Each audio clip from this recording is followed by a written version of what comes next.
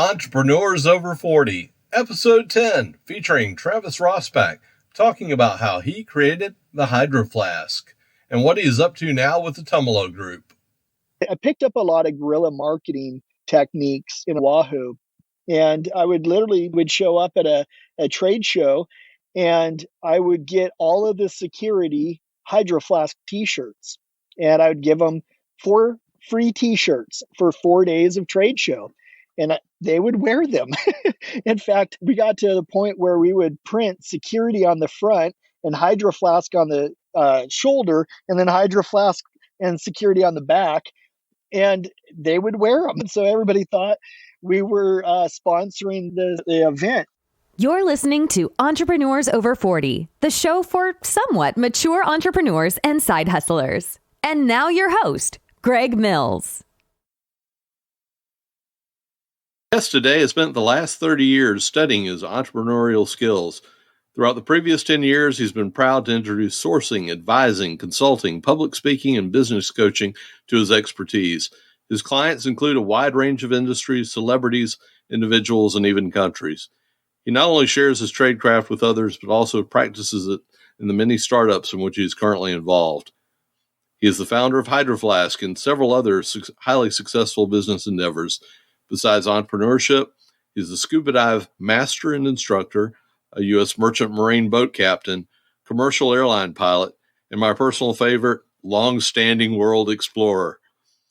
Without further ado, Travis Rosbach. Hey, Greg, thank you so much for having me. This is great. Oh, thank you. Thank you for being on here. Can you take a few moments and fill in the gaps from that intro, bring us up to speed with where you're at now and what's going on in your world? Boy, I got a lot. Basically, yeah, after Hydroflask, I tried very successfully to just kind of be retired and just kind of stay away from business for a while. And that lasted probably about 2 years or so. And I had a lot of people just asking for help with their businesses or trying to start a startup and trying to start sourcing products from other countries and even here domestically. And I realized that I missed business too much and I was having too much fun. So I started the Tumalo Group and started helping people at any and all phases of their business. Just a design concept on the back of a envelope to highly successful Fortune 500 companies that are looking to expand their product lines. And so I do that a fair bit. And then the rest of the time I've got some property and I've got a 4-year-old daughter, and like this week we just bought a swimming pool. So we're trying to learn how to set up swimming pools. Awesome. I'm sure you'll be successful. Oh, thank you. I hope so. It's a little challenging, actually. Yeah. Yeah, I think if I remember, if it's an above ground, it seems like you've got to have multiple people at different ends of the pool to get it stabilized. Yeah, I can imagine. Yeah, I'm thinking I want to bury it and put these huge cinder concrete blocks all around it and then build a deck. But I don't know. That might be a bit too ambitious for this weekend. Yeah, depends on what kind of equipment you've got. If you got a backhoe, you're golden. That is exactly what I found. It really comes down to having the right equipment. And without the right equipment, it is challenging. And with the right equipment, it's quick and easy and a lot of fun. But sometimes you get better stories when you don't have the right equipment. Exactly. That's exactly right. Yes. Yeah. A lot more memories. Okay. And I've done some research on you, but I wanted to ask this anyway. Do you come from an entrepreneurial background? Did anyone in your family have their own business as you were growing up? I know you had indicated that your dad did. Oh, okay. Yeah, I did not meet my dad until I was 14, and I flew down to the U.S. Virgin Islands from Salem, Oregon to go and meet with him and stay with him for a little while. He had a few dive shops that I got to really learn the insides and outs of running businesses fairly well and fairly poorly at the same time. It was a very diverse economy in St. Croix, and so we got to see the good, the bad, and a lot of the ugly. And then when I was probably about 16 or so, maybe 15, my mom started a daycare out back. We had a very large building out back that she turned into a daycare. And she did her best to run that business. And yet I remember a lot of times her not getting paid from the clients, or she had let the children stay, well after dinner hour. And she would bend over backwards to take care of her customers or clients. And so I got to learn from that too, that a point at which enough is enough and you have to say no, but also you want to take care of your customers. And so those were kind of my two entrepreneurial in the family businesses. I also was very fortunate enough to have, it was fortunate for me. Unfortunately, my neighbor died when I was about 12, and I got to go in. His sister was having an estate sale, and she said, "You can have whatever you like in here." And I saw this big bookshelf, and I was like, I didn't know what it was, or I didn't know what the books were, but I for some reason I just had to have that bookshelf. And it turned out to have a lot of the great business leaders of the 80s and 90s: Brian Tracy, Zig Ziglar, Jim Rohn, Dale Carnegie, on and on, a lot of those books. And so the rainy winters in Salem, I would just pour through these books and just absorb as much entrepreneurial insight from the masters as I could possibly stand. And then when I was 18, I moved down to the USVI to live full time and started running the dive shops. My dad just took off and handed me the keys and the money bag. So that's kind of how I got into it. And the shotgun too. That was the other thing I needed to know where it was. Yeah. So I think you had indicated at one point that you got robbed while you were down there. yeah, the dive shop would get robbed quite a bit. Luckily, not while I was physically there. I've been shot at a couple times down there, and we walked in many mornings where the alarm for whatever reason did not go off, and we'd been robbed. A lot of times around hurricanes, we'd have to stay 24/7 on the premise and keep intruders at bay. My dad just about got shot. It literally grazed right past his ear one day. That was scary. But yeah, it was Wild West. Those things that you don't think about when you're pondering going to the Virgin Islands or St. Croix, and just wouldn't have thought that was going on. And I hate to deter people from going down there, because for tourists, for the most part, depending on the time of the year and how the economy is doing, it can be a very fun, safe place. Obviously, you have to keep your wits about you. But unfortunately, the downside is that when there's no real tourism, no real industry, the people go out, they need to eat. So they do what they need to do. I read a story or heard a story that you negotiated your way out of high school. Let's talk about that. Because if anybody is on this call, I should have been the one doing that. Well, yeah, I wasn't a real big fan of school. I knew very early on that I wanted to be down in the Virgin Islands, and I wanted to be under the water and on top of the water and up and flying in the sky. And I did not really want to spend a lot of time in the Salem Kaiser Public School District. And my grades reflected that. I spent very little time at high school, especially my junior and senior year. And so when they finally said, "Travis, graduation's in June and you're not going to be there," I basically let them know that wasn't the best solution for either them nor myself, and that we needed to figure something else out.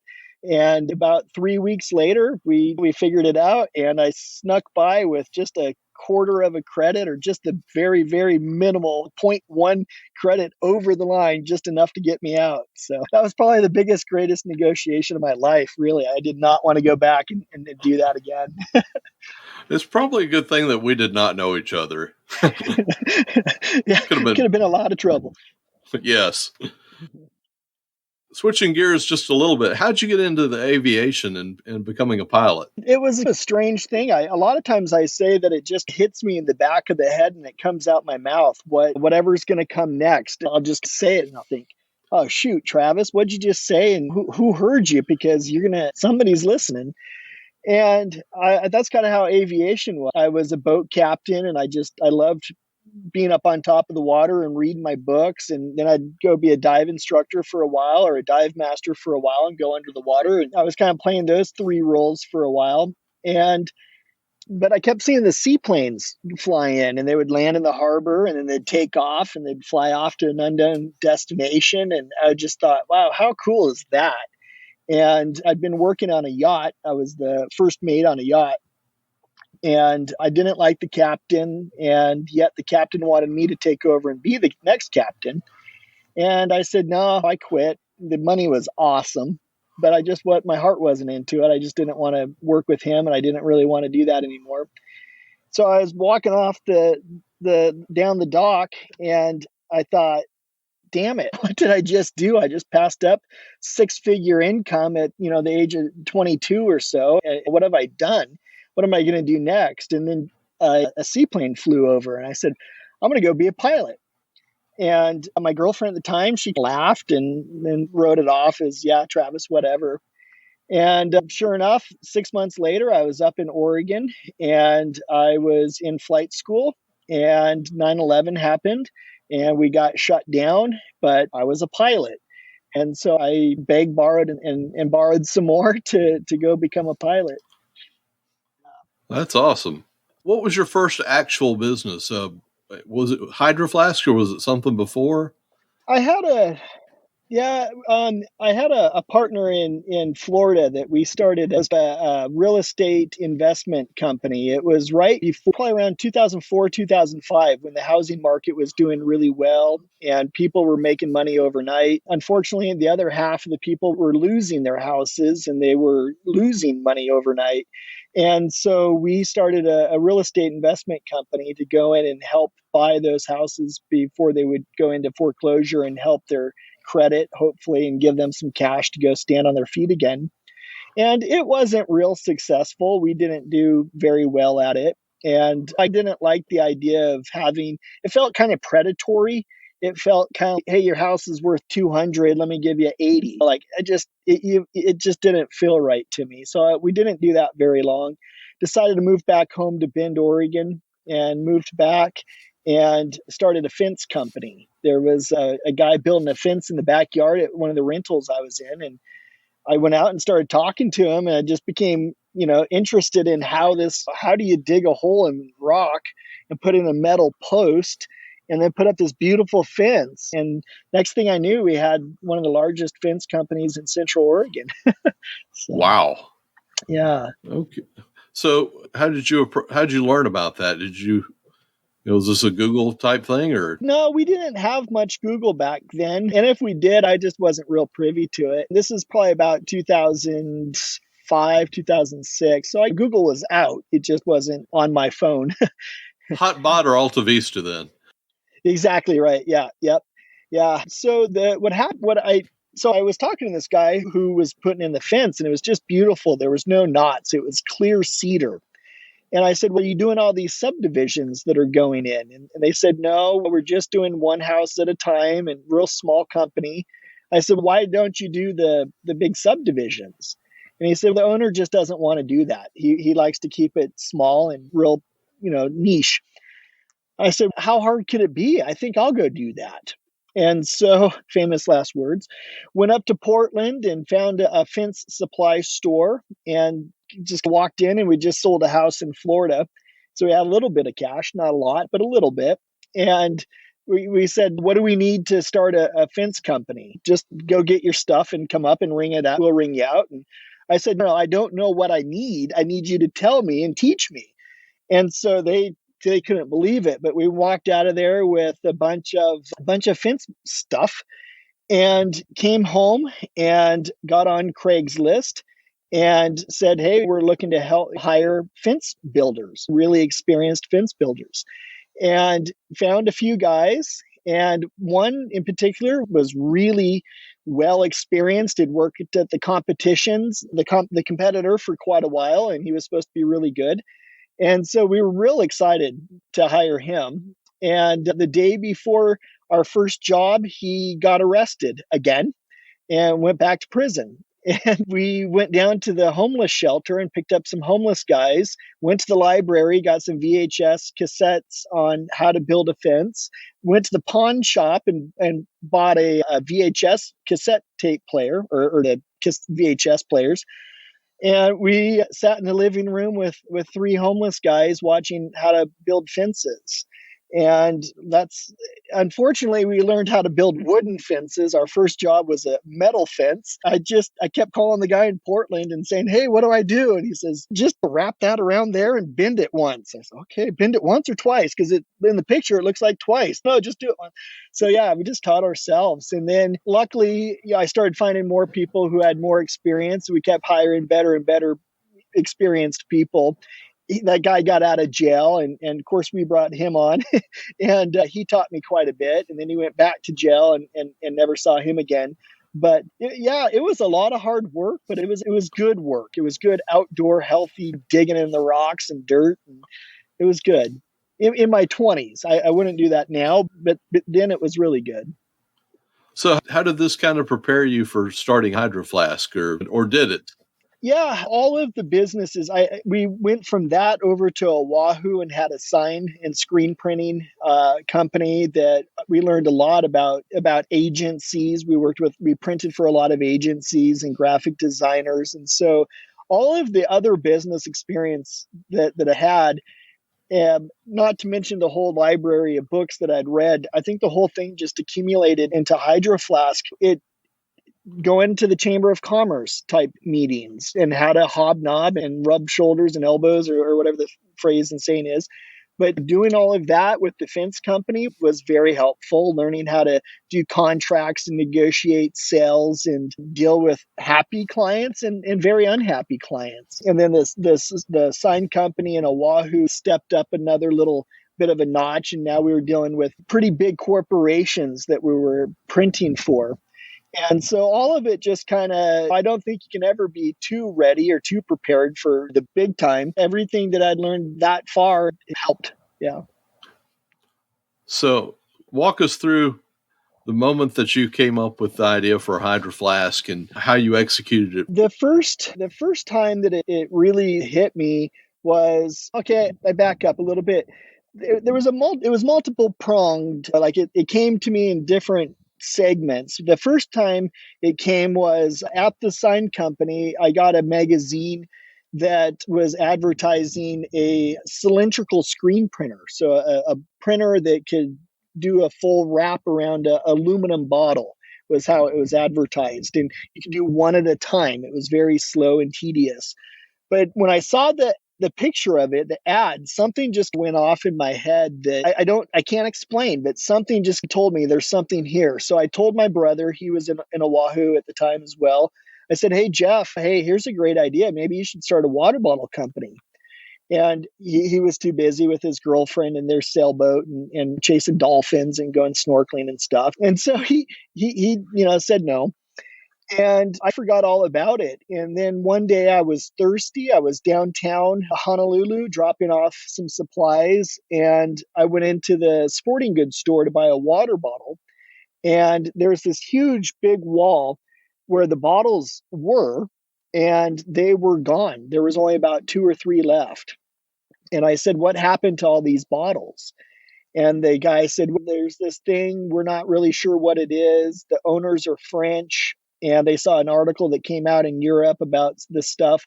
We don't know what it's called, but it's in plastic." Later, we found out BPA. Not real safe, not real good. So as a preliminary precautionary, what's the next word that I should use after the word precautionary? No, not tell. Precautionary. As a precaution, I guess that's probably the more accurate precaution. Sorry. We've taken all these bottles off. And I said, "Who's going to replace this wall of bottles?" And the guy said, "Nobody. There's nobody else to make water bottles."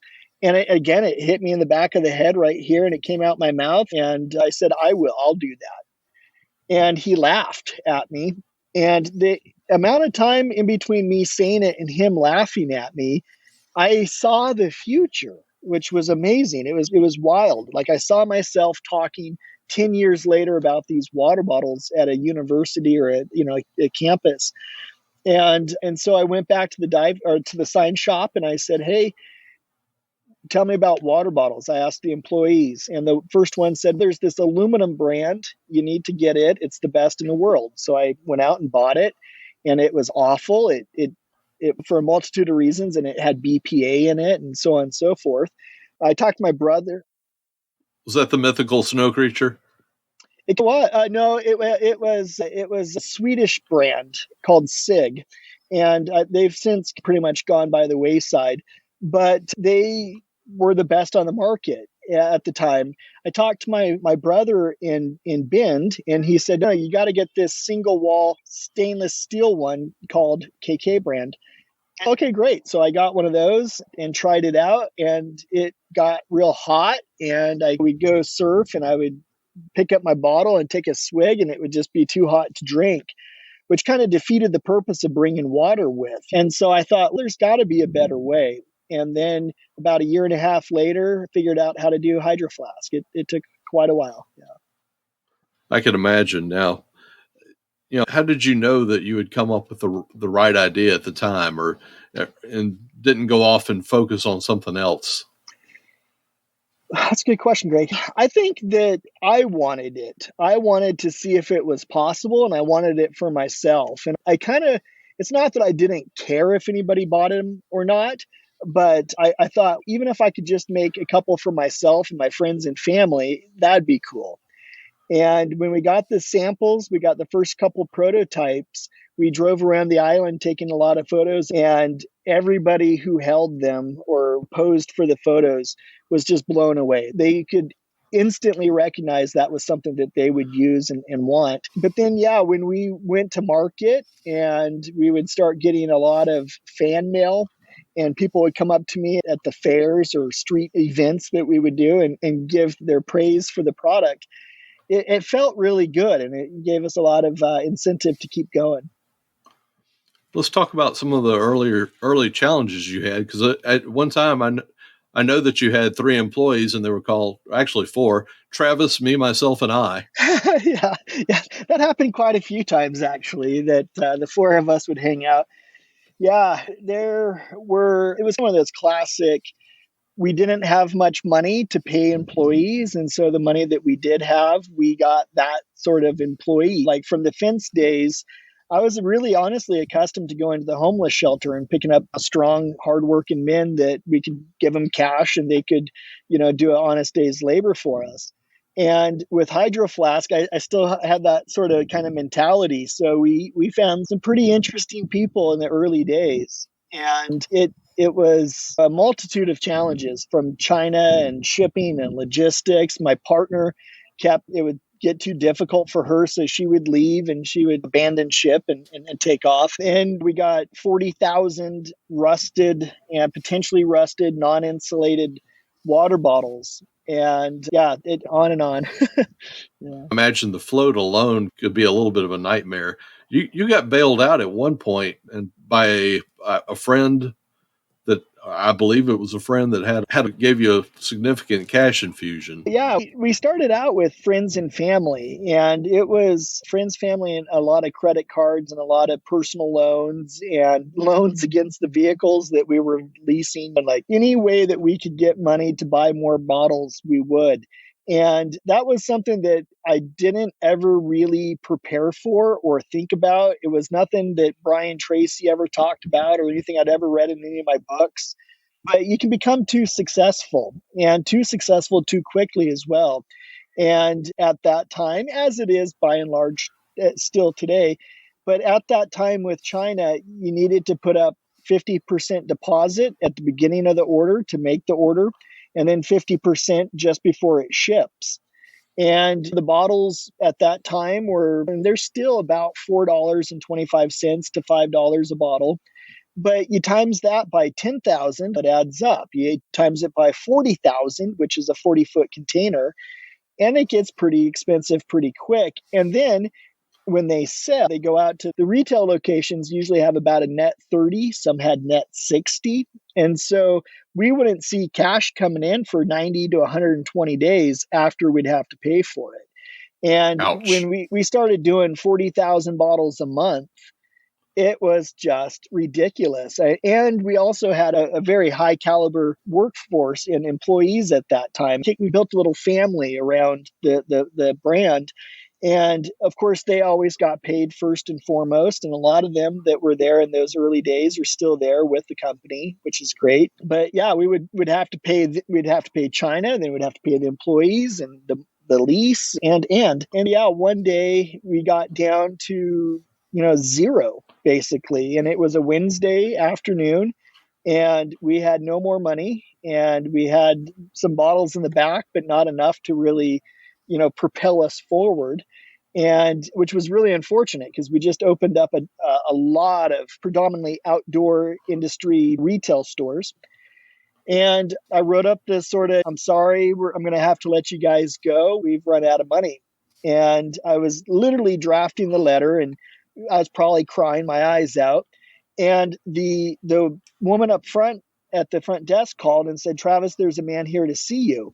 And I said, what's he here for? And she said, he just says that he needs to meet you right now.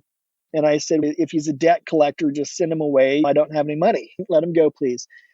She called back and said, no, there's something about this guy who he says he's got to meet you. He wants to work here. I said, oh, okay. In that case, just tell him, no, we're not hiring. And I thought that was it. And she called back the third time and said, he's persistent. He wants to meet with you, Travis, the founder of Hydroflask. I said, all right, fine. And I came forward, and his name was Charlie. And he came in, and we sat down, and he tells me what a great salesperson he is and how he wants to work at the company. And he lives in Bend and this and that and the other. And I said, I'm sorry, we're just not hiring. 15, 20 minutes later, back and forth, I'm telling him, no, Charlie, no. Finally, he says, why will you not hire me? And I said, I'm going to tell you the honest truth. I'm closing the doors on Friday. And this was Wednesday. And he said, why? And I said, because we don't have any money. We don't have enough money to pay for the next round of bottles. And he says, well, how much do you need? I said, $1 million. How's that? And he says, so if I got you $1 million by Friday, could I start on Monday? I just was like, okay, I got to get this guy out of here. Yes, sure, Charlie. You go get us $1 million and you can go ahead and start on Monday. And so he left. I was like, oh, thank God I got him out of my office, because that was a little scary. The guy was maybe a little crazy. Friday morning, I get a call just as I'm rehearsing my speech to go tell everybody. I get a call that somebody else was there to come and see me. And same thing. I don't want to see anybody right now. No, thank you. He says he's got a meeting with you this morning. I thought, well, shoot, maybe I missed something. Okay, fine. Went in, sat down with him, and he said, yeah, Charlie told me that you guys are looking for an investor. And I said, well, I don't really know what that means, but I know we need bottles. And he says, well, how much do you need? And I said, 800, it was like, I think we needed like 88,475 bottles or something like that, just over 2 shipping containers full. And he says, okay, what's that financially? $1 million. He says, okay. We went over a few little things, but he wrote a check right then and there. And I still kept thinking, no, this is just not real. This is not how real life works. I don't believe this. So I went down on my lunch break before I told everybody that we're fired. I went down to the bank and gave her the check, expecting her to laugh. And she says, okay, it's cleared. I said, what does that mean, it cleared? And she goes, the money is in your account. I said, but what does that mean? Like, how much money? She says, the full $1 million, it's in your account. We went from like $400 to $1 million, just that quick. And I went back and shredded the letter, and Monday Charlie started, and he's still there with the company. That's amazing. Did your employees ever know how close that you were to closing? No, I withheld all of that. Those early days, there were so many roller coasters. I literally had my garbage can repossessed because I personally was out of money, but they were being paid and we were ordering bottles. So I withheld most all of the hardships from them, or at least I tried to. Yeah. How long did it take before you started getting knocked off? Unfortunately, it was actually pretty quick. It's just an interesting story. I was down at REI, and I would do these kind of like recon trips to sporting goods stores that we wanted to be in. And I'd walk in and say, hey, do you have Hydroflask? And I'd go and ask as many people as possible. And they'd say, no, we've never heard of it. And I'd say, you've never heard of Hydroflask? Huh, okay, I guess I'll go across town to your competition. And then eventually that store would call me and say, hey, we need to get Hydroflask. Everybody's asking for it. So I was on one of my, afternoon trips to REI to do that. And the woman who was helping me, she says, no, we don't have them, but I have one. And I just absolutely love it. It's the best product I own, not just water bottle, but product. It's my favorite thing I own. I said, oh, great. Where'd you buy it? And she said, oh, my screen printer gave it to me. I said, oh, who's your screen printer? And she said, the guy's name, his name's Nicholas. And I said, huh, okay, that's strange. And I had a cell phone. So I called the office and I said, do we have an account with Nicholas at this printing company? They said, no, he does our printing, but he doesn't have an account to sell them. And I said, and so I asked her, I'm like, what does your bottle say on it? She says, it has she had a company. And she says, it has my company name on it. And he screwed up on our t-shirts. And so he gave us a bunch of free bottles with our logo on it instead. I said, oh, okay, great. And I didn't tell her, but I left and I walked straight into Nicholas's office or his place of business. It was literally 2 doors down from us. And I walked behind the counter, and he had basically stole a bunch of bottles from us. We'd given him a key so he could come in the back door and pick up bottles. We trusted him. He said he was a good guy, and we thought he was a good guy, and very naive. But yeah, he knocked us off. And not only, first he started stealing the Hydroflasks. And when I caught him that day, I told him on certain terms that wasn't going to be happening anymore. And then about 2 weeks later, it came out, or maybe not 2 weeks, I don't really know time, maybe 2 months later, he came out with his own brand that was an identical knockoff. And so with that, we were able to send the attorneys over to deal with him. And so that was the first. That was the first time. And then it went on from there all the way up to big knockoffs. The guy who walked into Costco actually had a Hydroflask, and he put a piece of duct tape over it to go into his meeting with Costco, and said, hey, look, I got this great bottle and I'll sell it to you cheaper than Hydroflask will. And Costco said, okay. And so that's how his knockoff company started. And they're still going strong. They changed the name, but they're still knocking them off. So, yeah.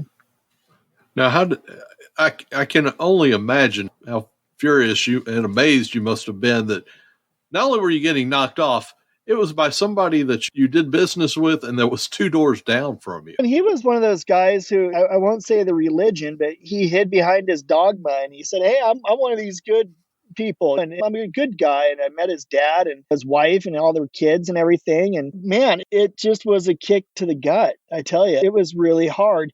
And I think that because it was so close to home and it was so early on, that sort of every other knockoff was less of a gut punch. It was easier to deal with. And of course, watching the attorneys deal with it, which is not what I wanted to do. I did not want to have to pay attorneys to go have to do this sort of thing. And that wrapped up a lot of free cash that we would have been otherwise better spending towards bottles. But yeah, letting the attorneys deal with it was one way for me to separate church and state from myself, where it's like, Travis, this is not your job anymore. This is now theirs. They are dealing with that aspect. You deal with all of the other things you do. So that's how I was okay with it, was able to sleep with it. Yeah, that's probably smart. How are they getting around the patents, though? Didn't you? They just flat out weren't. They were just battle ramming right through the front door and just going right out. And and what's interesting is that now that we're over a decade on, and I absolutely positively do not want to speak for Helena Troy, the new owner, but there are ways that Helena Troy this week they just broke $2 billion in sales. And they know what they're doing, and they have a long-term game plan in mind. And I've seen them be very successful with some of the would-be competitor knockoffs. But a lot of the patents, unfortunately, at least at that time, were design patents. And design patents, I'm no attorney, but it's about 30% different, and you can do it on your own. You take something, you tweak it a little bit taller, a little bit wider, a little bit shorter, a little bit more, a little bit less. 30% is not a lot. And now you can get your own patent. Yeah, I think I've heard that from Stephen Key with InventRight. Yes. Yeah. Isn't he great? Yeah. He is. Yeah. Just from the marketing angle, how did you grow Hydroflask? It was a lot of guerrilla marketing. And at that time, the way that I and we grew Hydroflask isn't necessarily the same way that I am and we are growing businesses today. But back then, it was a lot of trade shows. It was a lot of guerrilla marketing, meaning hats, stickers, t-shirts, banners, a lot of the things I learned at the sign company in Oahu. There was a lot of t-shirt companies in Oahu, and they were all trying to be the best and the biggest and the greatest and make the biggest mark on society.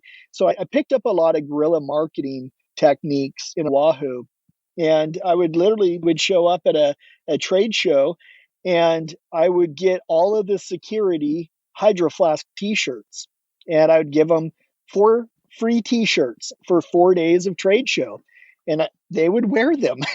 In fact, we got to the point where we would print security on the front and Hydroflask on the shoulder, and then Hydroflask and security on the back, and they would wear them. And so everybody thought we were sponsoring the event. And then also in giving out free water bottles. That was one of the best ways to market because they literally were selling themselves. Nobody had ever seen such a thing before.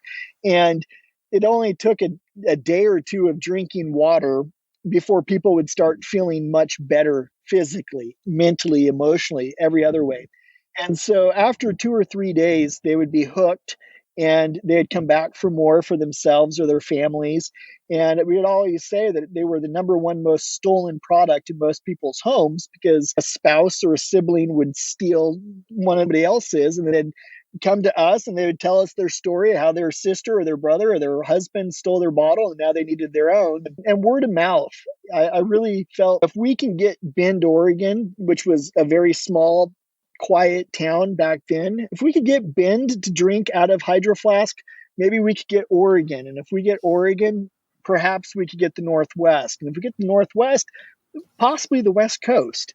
And what we found was that the sales reps were also a very big part of our growth as well. The sales reps all around the world. We had sales reps in the far reaches of the planet.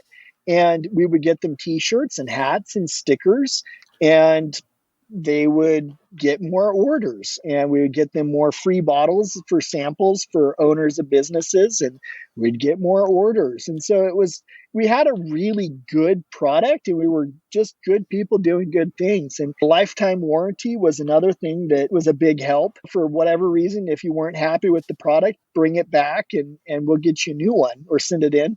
And a lot of people told me I was crazy, and I don't know that they really do that anymore, at least not how we used to do it. But people thought that they're just going to buy one and then they'll never buy a second one. They'll just get it for free. That proved to not be quite accurate. People would come back and buy 10 or 15 more. So. Yeah, because they were evangelizing basically, and they're just such a great idea. So what are some of the mistakes that you wish you could have avoided? I would say I try not to really dwell on my mistakes. I know I've made a lot of mistakes over the past. I know I've made a lot. I just don't really retain them very much, Craig. I think there's a part of me that thinks I could have maybe stayed on another 4 years and waited till the Helen of Troy exit, which would have been bigger. But at the same time, I don't know that I had another 4 years in me. I was burnt out and the season was over. And so I don't really dwell on that much. I think maybe not keeping in contact with some of the employees. We were really a close, tight-knit family until the day I announced I was selling. And then literally the very next day I was not there and I never saw them again. And that hurts, actually, is all of the friends that I'd had there and in the industry and all over the country on Wednesday, and then on Friday, that was all cut off and gone. So I think that might be one of the biggest ones. I'm sure they would still love to hear from you, though. I don't know. I have mixed emotions. I don't know what they think, or I part of me thinks yes, and part of me thinks why haven't they reached out? So I don't know. It's alienating and it's isolating, and it's also because I was the boss, I was the owner, I was the man in charge, and we'd have Christmas parties, and I couldn't quite partake like I would if I wasn't the boss, and I couldn't quite get as close to them if I wasn't the owner, and so. yeah, it's kind of one of those bittersweet pills. Okay, I was going to ask what prompted you or how you knew it was time to sell Hydroflask, but it sounded like you were just, there was an offer and it was just the right time to take it. You were a little bit burnt out. Is that fair to say? But yeah, pretty close. My brother had just died. There was quite a few frivolous lawsuits flying around. That was another thing that I didn't realize. I didn't really read in any of my books that the bigger you get, the more people want to throw rocks at you, and people will want to sue for a multitude of reasons, whether it's legit or not. And so I was going through all that. My brother had just died. I had just gotten married, and I was on my honeymoon the second marriage type thing. My wife was British, and so we were out in Europe, and we were in the Louvre in Paris, and I saw a Hydroflask, and that was always one of the early days before we had even 100 bottles sold. We always said that it'd be really neat to find a bottle out in the wild somewhere, and that would be when we knew that we had made it. We were established and we were a legit brand. And so when I saw that bottle in Paris at the Louvre, it was like the whole thing just came to it together, and it was like, okay, I now have closure. I feel like this chapter is wrapping up here fairly quickly. And I got home and just a bunch more growth related stupid stuff and difficult stuff. And it got a little bit mundane. I had an office job and I was sitting in the office quite a bit, 60 to 80 hours a week. And I was ready to just go do something else. The season had ended. I can understand that. So you exited, you took a little bit of time off, and I imagine you probably thought you'd stay retired. What kind of prompted you to start the Tumalo Group? It was a multitude of reasons. Part of it was I wanted to help people. That's really the biggest part. That I really enjoy growing businesses. I enjoy watching a little something grow into a really huge, massive something. And I wanted to get back into it, but not necessarily do it on my own. And I didn't really want to start my own brand and have to have a bunch of employees and attorneys and all that goes parking spots and 401ks and HR people and all that goes into having the business. But I wanted to still be in that realm or that arena. And so with the Tumalo Group, that's exactly what I've been able to do. I've been able to enjoy the growth and help propel growth for a lot of companies, but I don't have to sign paychecks and I don't have to deal with HR and I don't have to deal with the employment tax. So, yeah. So y'all are basically, this is probably a poor analogy, but it's kind of being Shark Tank, but without ownership. Yeah. And sometimes it does happen where one of my clients and I will get along real well and they'll say, hey, why don't you come in and come a little closer and we'll give you a little bit more and we'll figure something out. But for the most part, it's 4-month contracts. And at the end of the 4 months, we're good friends and they call me all the time and we chit chat. At the end of 4 months, it's a new day. So, yeah. So the 4 months, that covers the invent, source, manufacture, profit phase? Yeah, pretty much. Yes. Uh-huh. So somebody can have a prototype basically and be selling on Amazon in 4 months' time.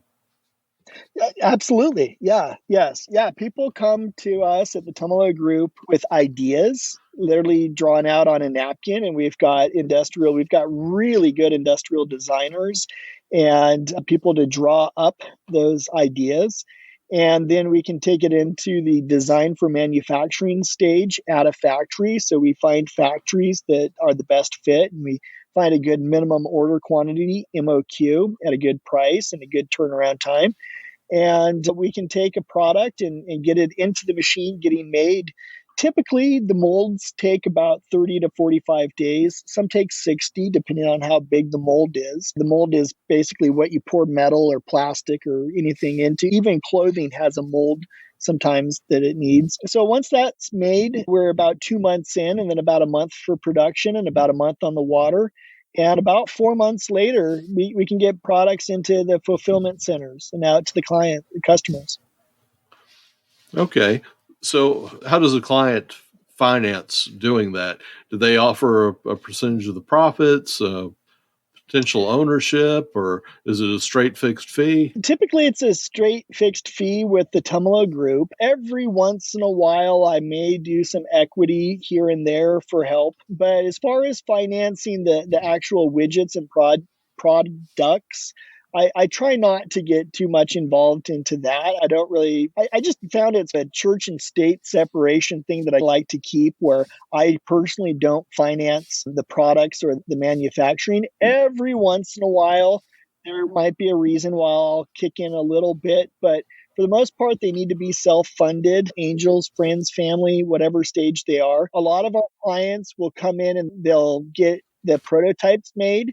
They'll find out the costing. They'll find out the minimum order quantity, things like that.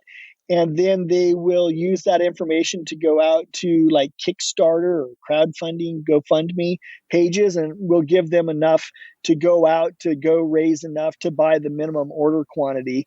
And then from that minimum order quantity, typically the sales off of that are enough to get the ball rolling. Gotcha. Okay.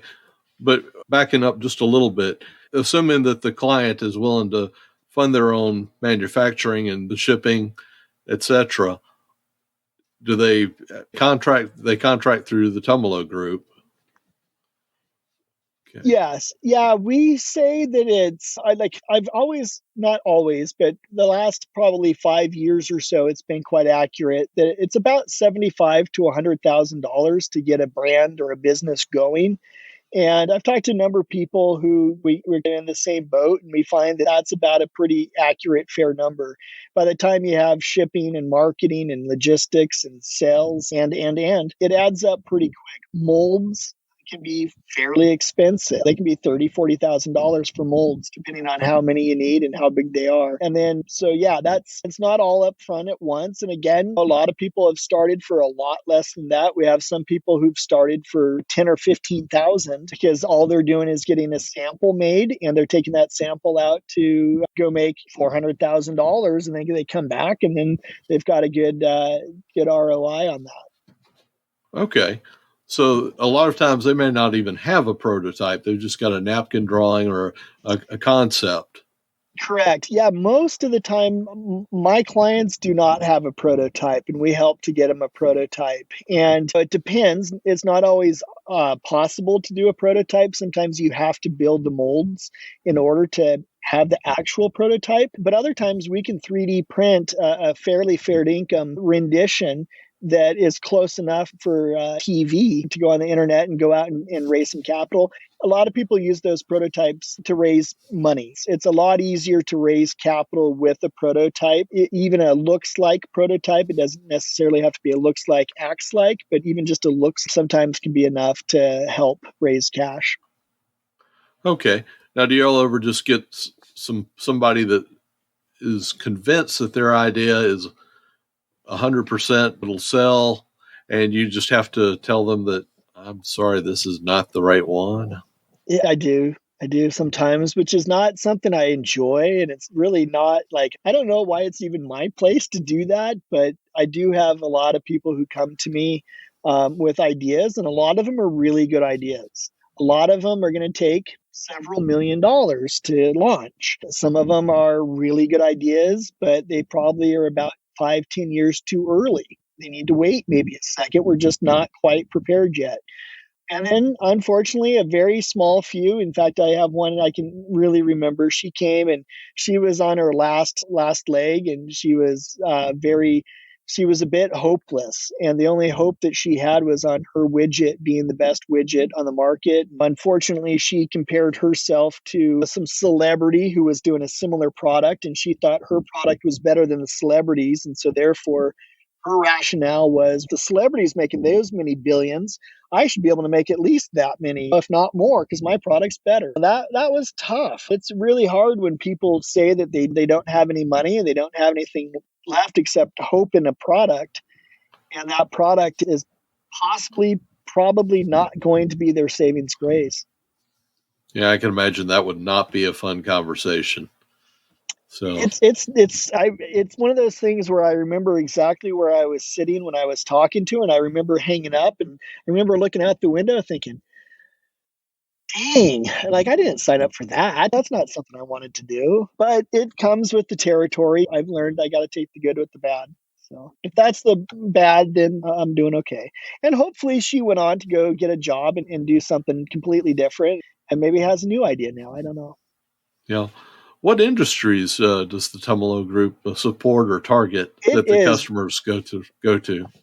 It is a wide array, Greg. I have a client right now who's doing wooden boxes for a wine company called Box. And so we're making wood boxes. I have another company who's making a mouse pad, another company who's Those doing are still a thing? and this was my question too. It's really, and I don't want to give away too many secrets because we're under NDA and it hasn't launched yet, but it's a way that it's not an actual mouse pad, but it's a way that it's a wrist pad, which is for a mouse, it's for the gaming industry. And so it's a new product that I don't do gaming, so I didn't know anything about it, but it's taken off like wildfire.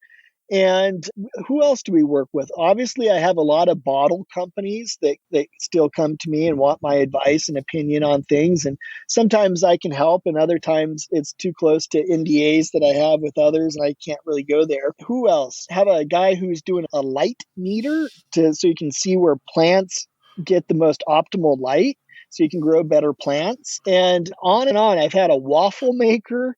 I've had a blender. I mean, not a blender, I'm sorry, a coffee maker. All kinds of crazy things that people are coming up with that are better than the rest. And so therefore, there they go. Okay. So, do you ever advise somebody to not do it themselves and to pursue a licensing agreement? That's another thing that a lot of people who find me either find me through Stephen Key and his program. I was on one of those podcast or video vlogs. They do go hand in hand. There's a client actually right now who has a really neat widget that he's a student of Stephen Key, and he is torn between licensing and doing it himself. And so with that, what we do is we really complement the licensing as well. Getting a sample prototype, finding a factory, finding out what it costs and what the minimum order quantities are. That's a lot of knowledge that potential licensee could go to the licensor with. And so if you go in to negotiate and you say, here's my product, will you please buy it? And they say, no, it's going to cost us $50 to make it. We won't make any money. We don't want your idea. We'll give you $1 each. And you can sit there and say, no, actually, there's a Chinese factory and I know exactly where it is and they're going to do it for $37. And so therefore, if you guys are paying $50, I can get you a $37 factory. That's very powerful. And I've heard a number of times where that kind of information will be enough to take to the signature round. Okay. That's something I had not considered before. So, you And mentioned, licensing has a lot of potential. I think it's a great idea, and I think there are those who do it really well. I think it's just like any other business, though. You need to really study and learn and know that if there's 100 people, not all 100 are going to make it. There's the Pareto principle where 80 are probably going to fail and 20 are going to make it. But if you're one of those 20, it could be a good deal. I had another guy who he was ahead of his time. This is a good story, Greg. This guy came to me in 2019, just mid to late 2019, and he had a product for a hoodie that had a mask on it to keep you warm was the idea, to keep your face warm. And companies were telling him no, left and right and left and right, and nobody needed that, and that was a stupid idea. 2020 rolled around, and guess what happened? Everybody wow. wanted a hoodie with a mask on, and boom, he just took right off. So that was a lot of fun. Yeah, I think I remember watching Shark Tank, and there was a lady that was presenting personalized masks, surgical masks, and she didn't get a deal. She was too early. This was Yeah. like 2017. Who knew? Isn't that something? Yeah, exactly. Yeah.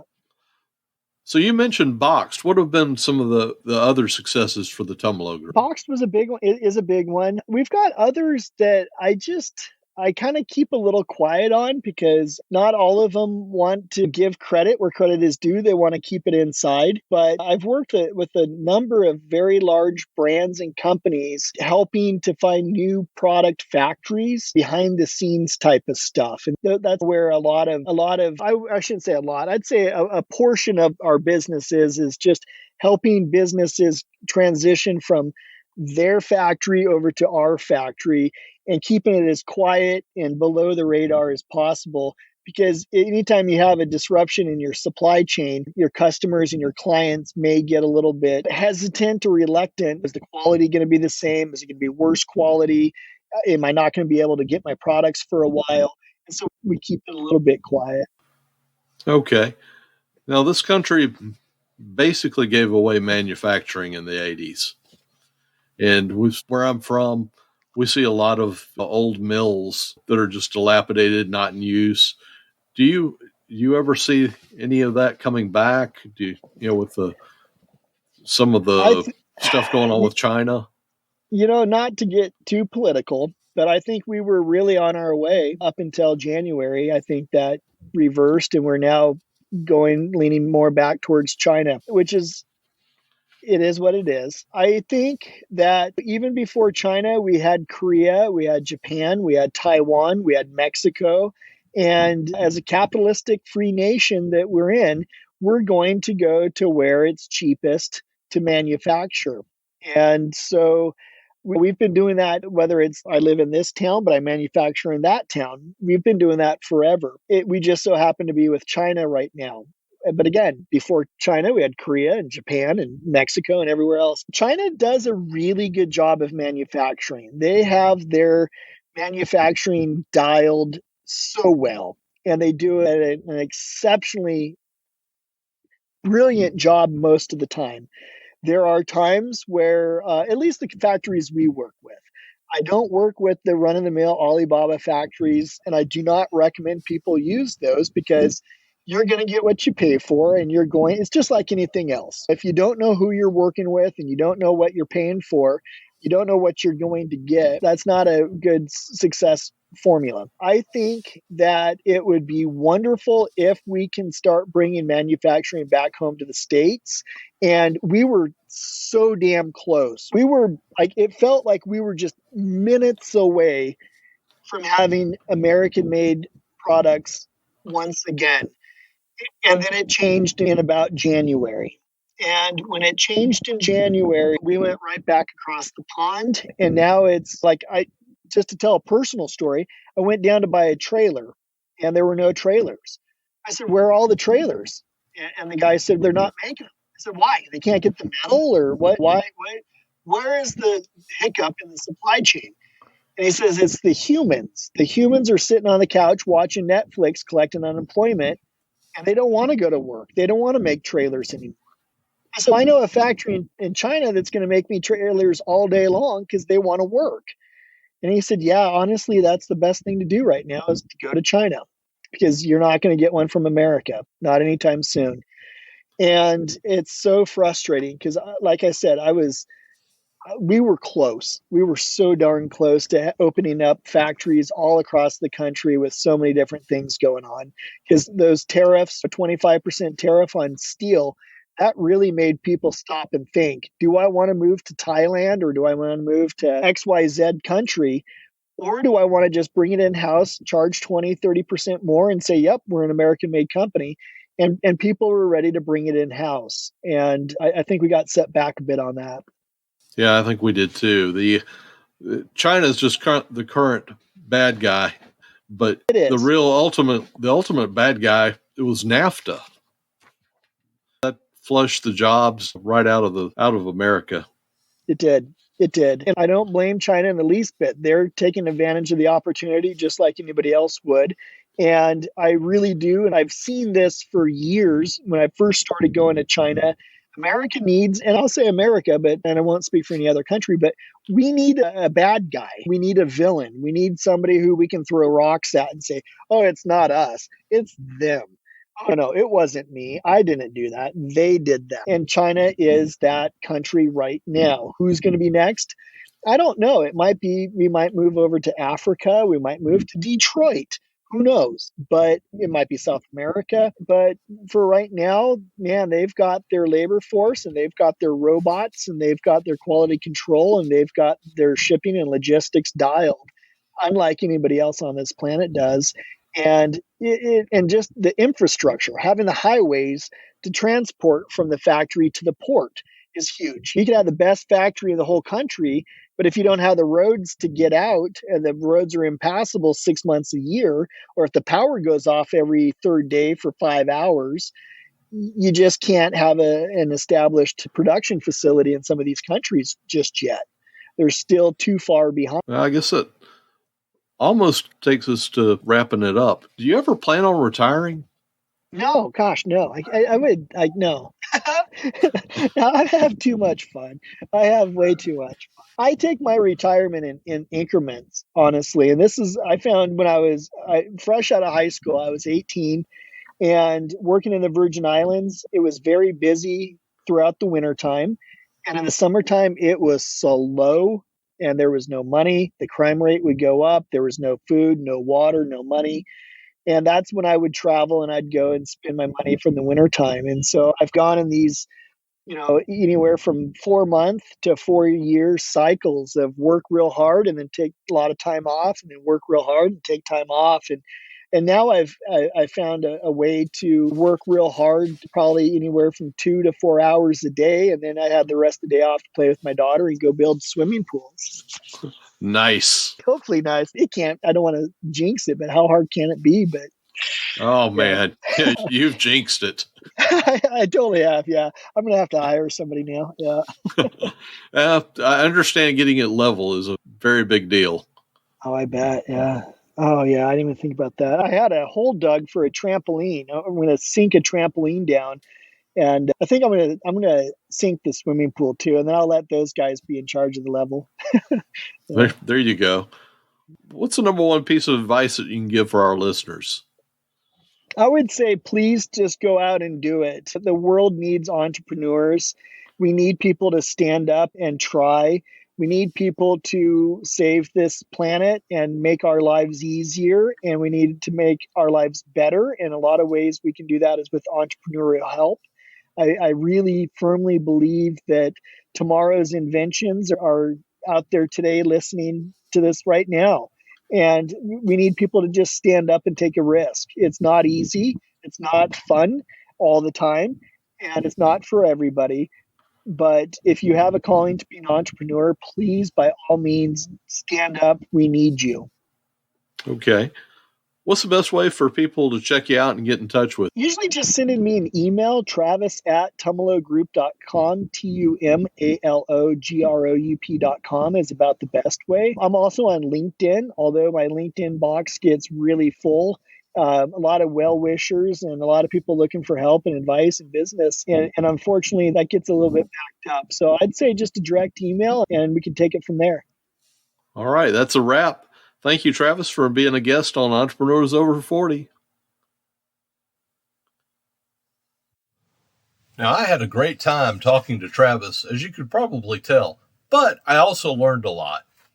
Like Travis said about digging his pool, when you have the right tools or equipment for a job, it's quick, easy, and a lot of fun. When you don't, it's challenging. He learned from watching his mom run her daycare business that there is a fine line between going the extra mile to take care of your customers and also saying, hey, enough's enough when the said customers are taking advantage of you. Travis is quick to credit a lot of his success to the motivational books that he read by such greats as Brian Tracy, Zig Ziglar, Dale Carnegie, and others. Travis found out early on in his first business that he didn't like profiting on others' misfortunes. And he doesn't recommend that type of business for anyone else as it can be soul-sucking. Pivoting, he started a fencing company, despite not knowing anything about fencing. He quickly learned that everything is figure-outable, which seems to be a common theme among successful entrepreneurs such as Aaron Walker said in episode 2. Hydroflask kind of came together as a result of his prior business experience, some unique institutional knowledge that he had, and he saw the need for an improved product that was BPA-free and would keep hot liquid hot and cold liquid cold. Now, Travis didn't realize that he could become too successful too quickly, especially with the physical product. He was having to float the cost of manufacturing, and then he wouldn't see the cash flow back in until 90 to 120 days later, which almost put him out of business. Travis had several guerrilla marketing tactics that he employed. He and other employees would go into stores asking for their product to create a perceived demand, and eventually the stores would contact his company, placing an order. He also provided security crews t-shirts at events that would make it seem like Hydroflask was sponsoring them. The Hydroflask warranty, however, was probably one of the company's greatest selling points, as they offered a lifetime warranty. Like Stephen Key in episode 3 said, his competitors knocked off Hydroflask legally by making their designs about 30% different. Now, Travis tries not to dwell on his mistakes and just learn from them and move on. Travis started the Tumalo Group to both get back into the game of creating new products and brands, but also to help people as well. The Tumalo Group can get a product launched from idea to completion in 4 months' time. It takes around 30 to 60 days to get the products and molds created, another 30 days to get it manufactured, and another month to get it into the fulfillment centers. Travis said that it takes around $75,000 to $100,000 to get a brand or business going.